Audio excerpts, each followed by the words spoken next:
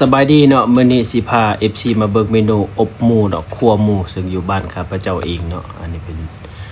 จะเป็นใบขี้หูดซึ่งไอ้หม้อน้อยนี่มาทำกำเนาะกำลังตัดหัวหมูมาอันนี้กำลังคนกำลังใส่อยู่กำลังแกงอันนี้ก็ตัดไว้จะเป็นอบมีแมงวันเต็มซะอันนี้สองคนนี่ก็ญาติกันคนกันไปคนกันมาแล้วก็หัวแอกแอกแอกยิ้มอยู่โอ้ยก็เป็นตาแซ่บอยู่บ่เนาะอันนี้นะเบิ่งไหมเหือไหลไข่ย่อยหมดนี่เบิ่งสุกพร้อม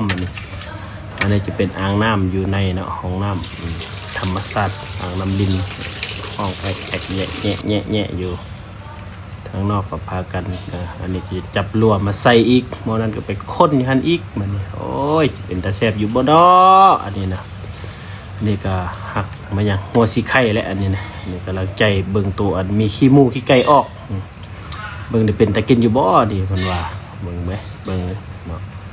กำลังจะไปล้างกำลังจะไปล้างอยู่ห้องน้ำบ่ได้นี่นะมาเด้อกินน้ำกัน